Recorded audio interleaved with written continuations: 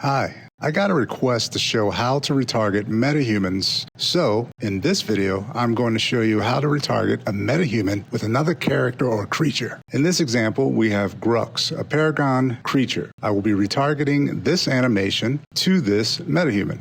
Let's go ahead and jump in.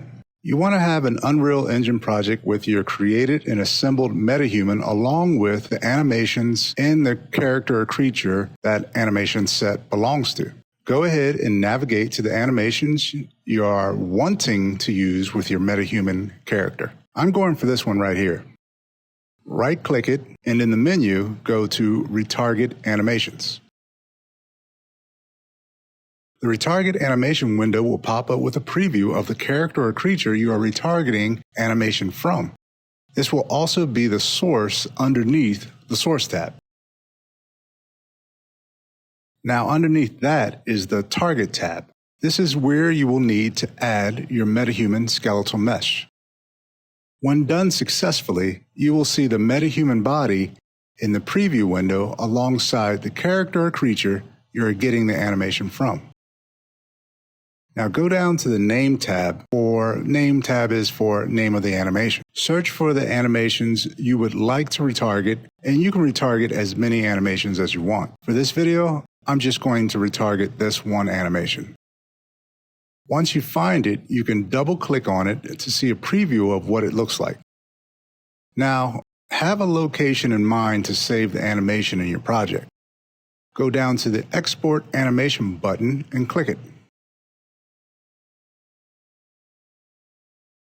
Save it where you want and click the Export button. You can leave the export settings as they are. Give it time to export. The retargeted animations should now be in the folder you exported it to. And that's really it. The animation is now set for you to use in a game animation or in Sequencer. So my metahuman doesn't have weapons attached to her hands in this example. You would need to add a socket to the metahuman's hand bones and attach the weapon there. Now, if you need help with that, just let me know in the comments. You can also tweak this animation to give it more of a natural feel for the body type. Now, let me show you quickly how to add this to a sequencer. Just add sequencer to a level, drag your BP metahuman into the sequencer.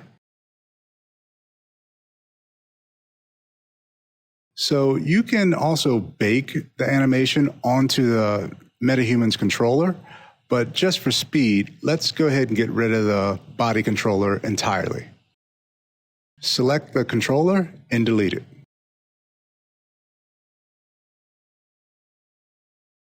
The animation can be added by clicking the plus icon next to the body of the metahuman in the sequencer. Select the animation in the menu and find the animation in the list. And there you go.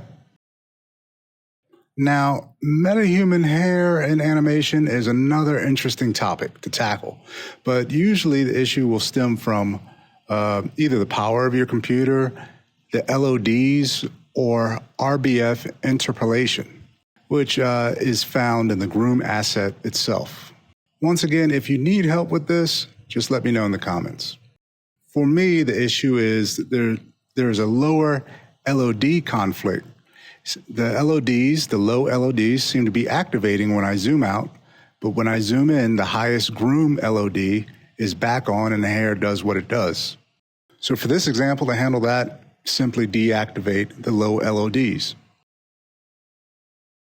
And that's it. I hope it helps.